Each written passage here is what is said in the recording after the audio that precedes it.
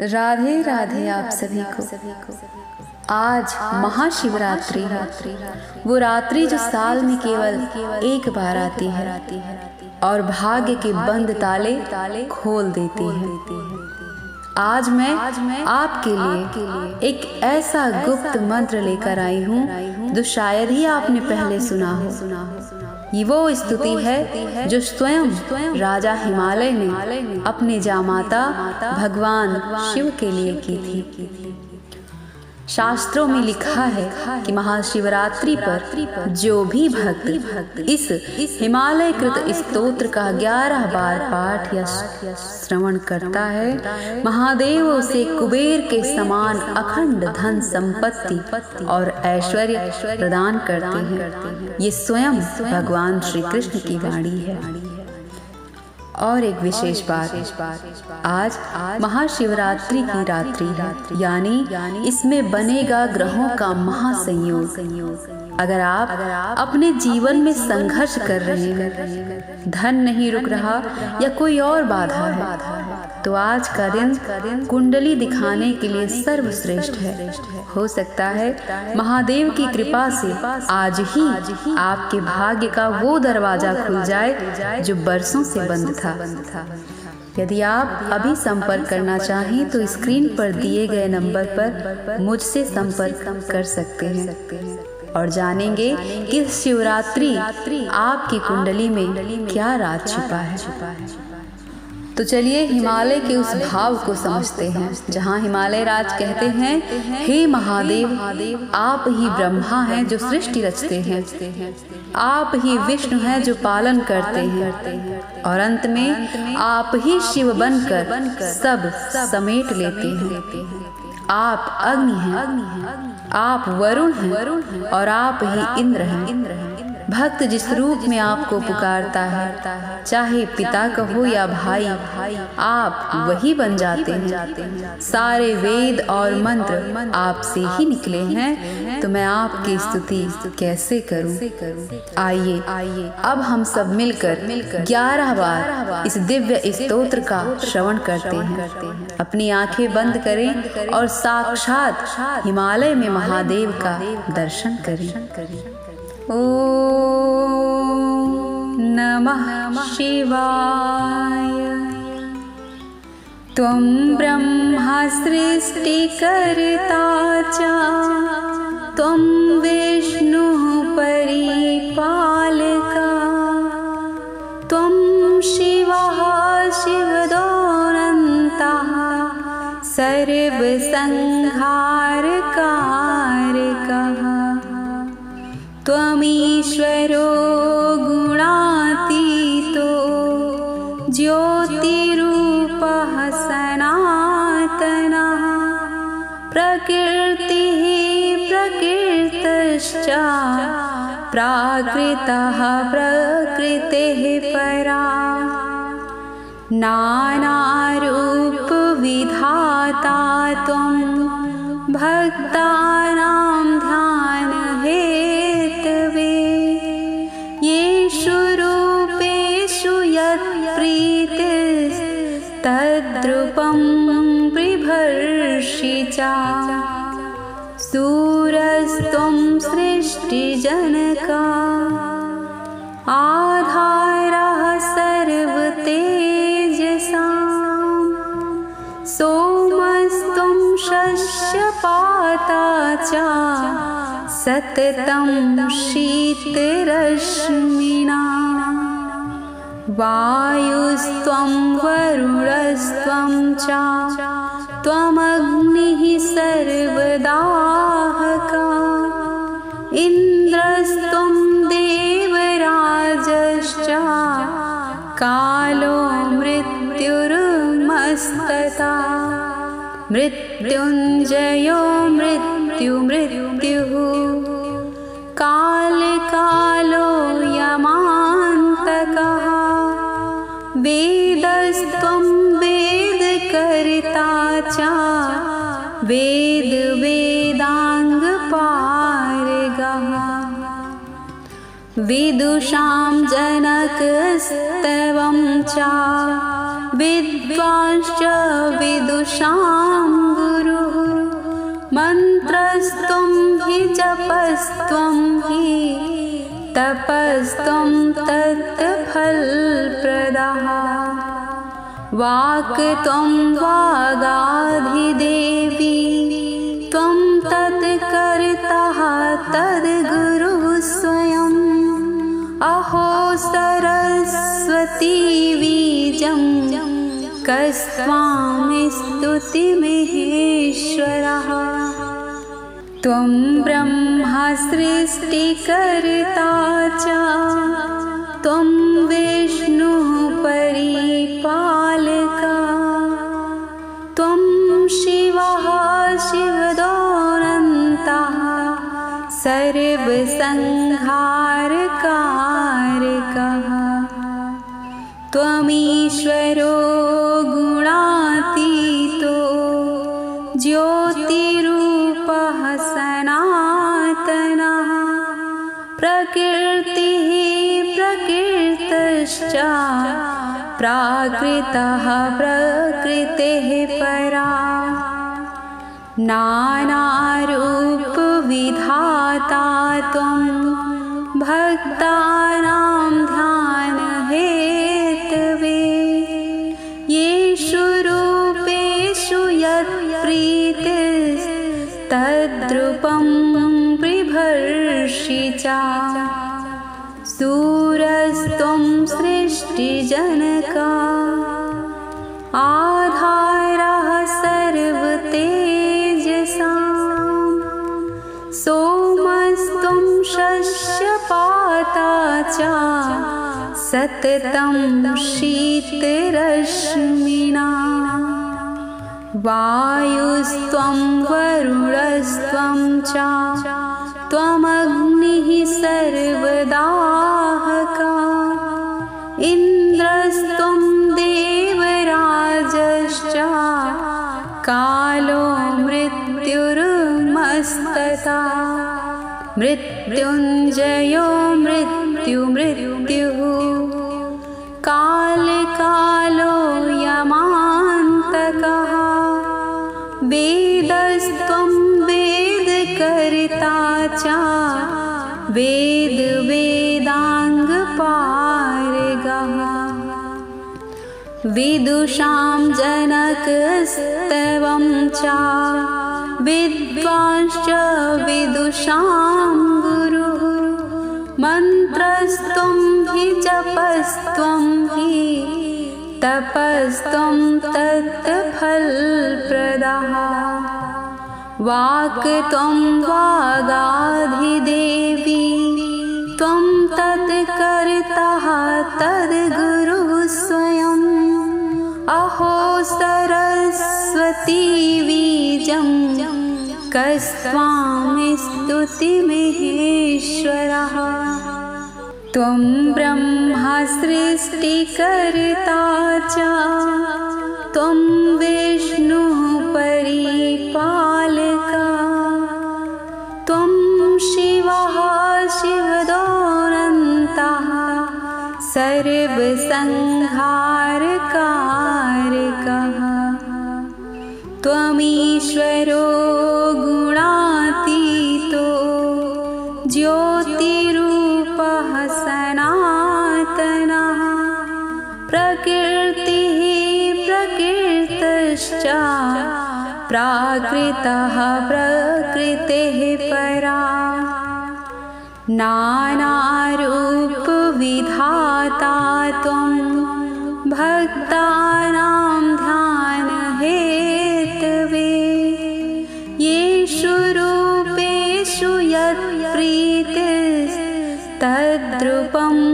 बिभर्षि च सूरस्त्वं सृष्टिजनका आधारः सर्वतेजसां सोमस्त्वं शस्यपाता च सततं शीतरश्मिना वायुस्त्वं वरुणस्त्वं च त्वमग्निः सर्वदाहका इन्द्रस्त्वं देवराजश्च कालो मृत्युर्मस्तता मृत्युञ्जयो मृत्युः कालकालो यमान्तकः वेदस्त्वं वेदकर्ता च वेदाङ्गपारगः विदुषां जनकस्त्वं च विद्वांश्च विदुषां गुरुः मन्त्रस्त्वं हि जपस्त्वं हि तपस्त्वं तत्फलप्रदः वाक्त्वं वागाधिदेवी त्वं तत्कर्ता तद्गुरुः स्वयम् अहो सरस्वती बीजं कस्त्वां स्तुतिमहेश्वरः त्वं ब्रह्मा सृष्टिकर्ता च त्वं विष्णुः परिपालकः त्वं शिवः शिवदोऽनन्तः सर्वसंहारकारकः त्वमीश्वरो गुणातीतो ज्योतिरूपः सनातनः प्रकृतिः प्रकृतश्च प्राकृतः प्रकृतेः परा नानारूपविधाता त्वं भक्तानां ध्यानहेतवे येषु रूपेषु यत्प्रीतिस्तद्रूपं बिभर्षि च सूरस्त्वं सृष्टिजनका आधारः सर्वतेजसां सोमस्त्वं शस्यपाता च सततं शीतरश्मिना वायुस्त्वं वरुणस्त्वं च त्वमग्निः सर्वदाहका इन्द्रस्त्वं देवराजश्च कालो मृत्युर्मस्तता मृत्युञ्जयो मृत्युः कालकालो यमान्तकः वेदस्त्वं वेदकर्ता च वेदाङ्गपारगः विदुषां जनकस्त्वं च विद्वांश्च विदुषां गुरुः मन्त्रस्त्वं हि जपस्त्वं हि तपस्त्वं तत्फलप्रदः वाक्त्वं वागाधिदेवी त्वं तत्कर्ता तद्गुरुः स्वयम् अहो सरस्वती बीजं कस्त्वां स्तुतिमहेश्वरः त्वं ब्रह्मा सृष्टिकर्ता च त्वं विष्णुः परिपालकः त्वं शिवः शिवदोऽनन्तः सर्वसंहारकारकः त्वमीश्वरो गुणातीतो ज्योतिरूपः सनातनः प्रकृतिः प्रकृतश्च प्राकृतः प्रकृतेः परा नानारूपविधाता त्वं भक्तानां ध्यानहेतवे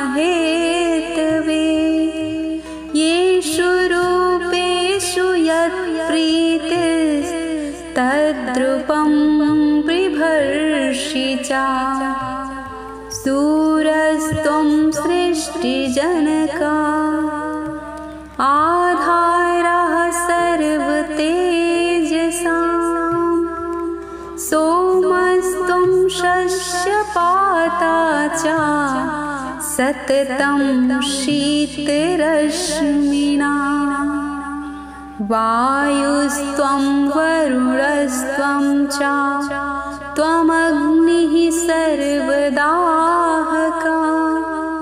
इन्द्रस्त्वं देवराजश्च कालो मृत्युर्मस्तता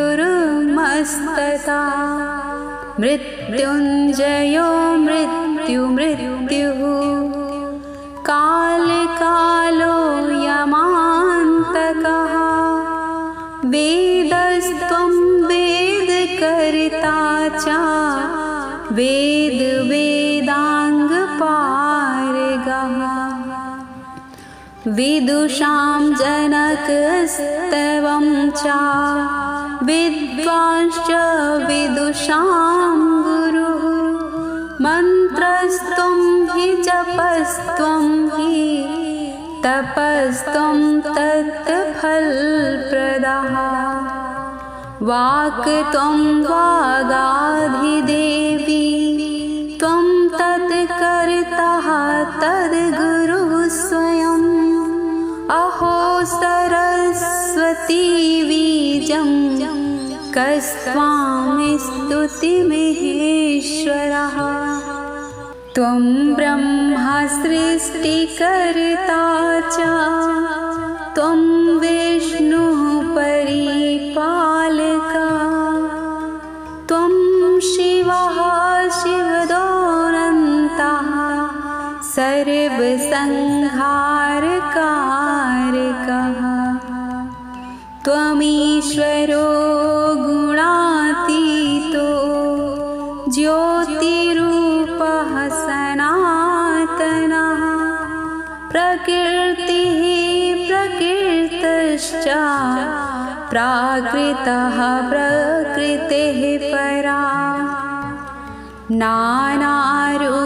नानारूपविधाता त्वं भक्तानां ध्यानहेतवे येषु रूपेषु यत्प्रीतिस्तद्रूपं बिभर्षि च सूरस्त्वं सृष्टिजनका आधारः सर्वतेजसां सोमस्त्वं शस्यपाता च सततं शीतरश्मिना वायुस्त्वं वरुणस्त्वं च त्वमग्निः सर्वदाहका इन्द्रस्त्वं देवराजश्च कालो मृत्युर्मस्तता मृत्युञ्जयो मृत्युः कालकालो यमान्तकः वेदस्त्वं वेदकर्ता च वेदाङ्गपारगः विदुषां जनकस्त्वं च विद्वांश्च विदुषां गुरुः मन्त्रस्त्वं हि जपस्त्वं हि तपस्त्वं तत्फलप्रदः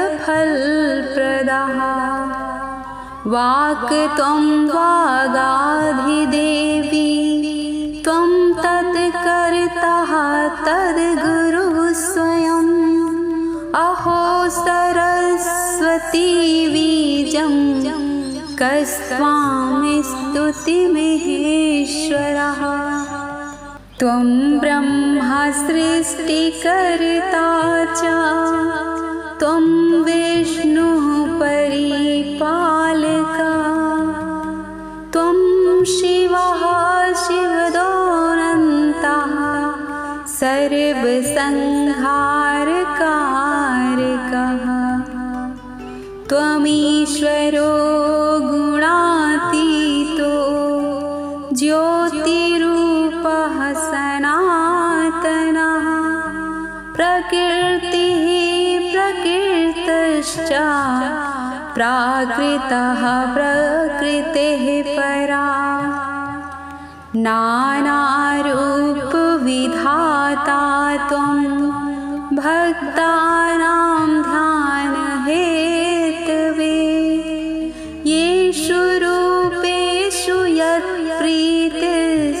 यत्प्रीतिस्तद्रूपं बिभर्षि च सूरस्त्वं सृष्टिजनका आधारः सर्वतेजसां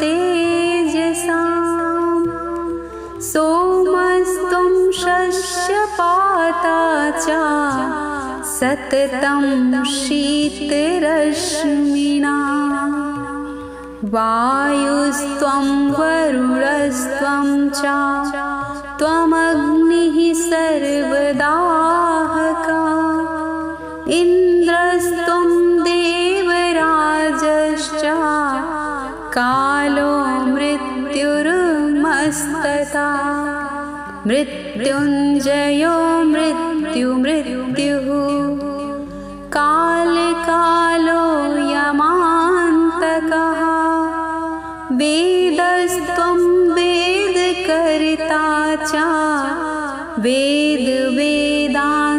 वेदाङ्गपारगः विदुषां जनकस्त्वं च विद्वांश्च विदुषां गुरुः मन्त्रस्त्वं हि जपस्त्वं हि तपस्त्वं तत्फलप्रदः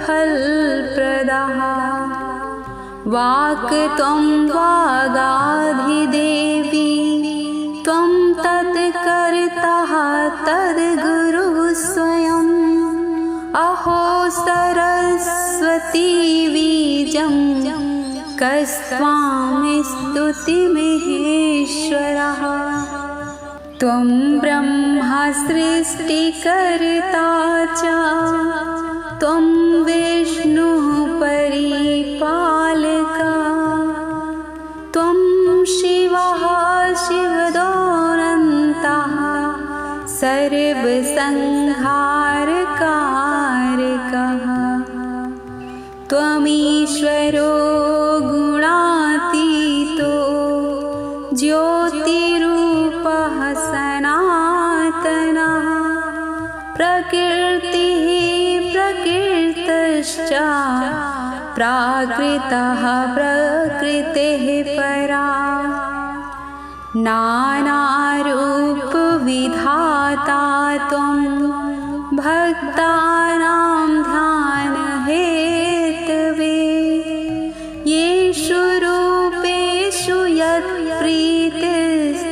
यत्प्रीतिस्तद्रूपं बिभर्षि च सूरस्त्वं सृष्टिजनका आधारः सर्वतेजसां सोमस्त्वं शस्यपाता च सततं शीतरश्मिना वायुस्त्वं वरुणस्त्वं च त्वमग्निः सर्वदाहका इन्द्रस्त्वं देवराजश्च कालो मृत्युर्मस्तता मृत्युञ्जयो मृत्युः कालकालो यमान्तकः वेदस्त्वं वेदकर्ता च वेदाङ्गपारगः विदुषां जनकस्त्वं च विद्वांश्च विदुषां गुरुः मन्त्रस्त्वं हि जपस्त्वं हि तपस्त्वं तत्फलप्रदः वाक्त्वं वागाधिदेवी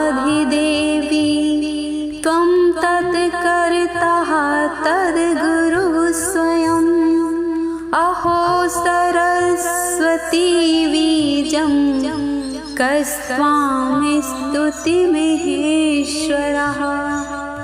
त्वं ब्रह्मा सृष्टिकर्ता च त्वं विष्णुः परिपालकः। त्वं शिवः शिवदोऽनन्तः सर्वसंहारकारकः। त्वमीश्वरो गुणातीतो ज्योतिरूपः सनातनः। प्रकृतिः प्रकृतश्च प्राकृतः प्रकृतेः परा। नानारूपविधाता त्वं भक्तानां ध्यानहेतवे। येषु रूपेषु यत्प्रीतिस्तद्रूपं बिभर्षि च। सूरस्त्वं सृष्टिजनकः आधारः सर्वतेजसां। सोमस्त्वं शस्यपाता च सततं शीतरश्मिना।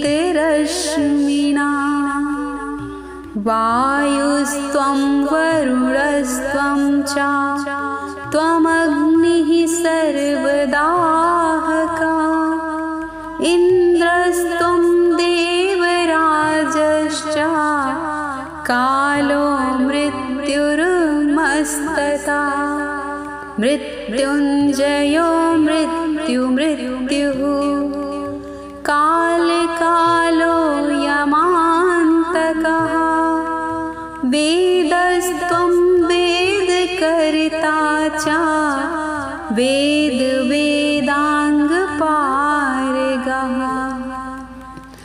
विदुषां जनकस्त्वं च विद्वांश्च विदुषां गुरुः। मन्त्रस्त्वं हि जपस्त्वं हि तपस्त्वं तत्फलप्रदः। वाक्त्वं वागाधिदेवी त्वं तत्कर्ता तद्गुरुः स्वयम्। अहो सरस्वती बीजं कस्त्वां स्तुतिमहेश्वरः। त्वं ब्रह्मा सृष्टिकर्ता च त्वं विष्णुः परिपालकः। त्वं शिवः शिवदोऽनन्तः सर्वसंहारकारकः। त्वमीश्वरो गुणातीतो ज्योतिरूपः सनातनः। प्रकृतिः प्रकृतश्च प्राकृतः प्रकृतेः परा। नानारूपविधाता त्वं भक्तानां ध्यानहेतवे। येषु रूपेषु यत्प्रीतिस्तद्रूपं बिभर्षि च। सूरस्त्वं सृष्टिजनकः आधारः सर्वतेजसां। सोमस्त्वं शस्यपाता च सततं शीतरश्मिना। वायुस्त्वं वरुणस्त्वं च त्वमग्निः सर्वदाहकः। इन्द्रस्त्वं देवराजश्च कालो मृत्युर्मस्ततः। मृत्युञ्जयो मृत्युः कालकालो यमान्तकः। वेदस्त्वं वेदकर्ता च वेदाङ्गपारगः। विदुषां जनकस्तवं च विद्वांश्च विदुषां गुरुः मन्त्रस्त्वं हि जपस्त्वं हि तपस्त्वं तत्फलप्रदः वाक्त्वं वागाधिदेवी त्वं तत्कर्ता तद्गुरुः स्वयम् अहो सरस्वती बीजं कस्त्वां स्तुतिमहेश्वरः त्वं ब्रह्मा सृष्टिकर्ता च त्वं विष्णुः परिपालकः त्वं शिवः शिवदोऽनन्तः सर्वसंहारकारकः त्वमीश्वरो गुणातीतो ज्योतिरूपः सनातनः प्रकृतिः प्रकृतश्च प्राकृतः प्रकृतेः परा नानारूपविधाता त्वं भक्तानां ध्यानहेतवे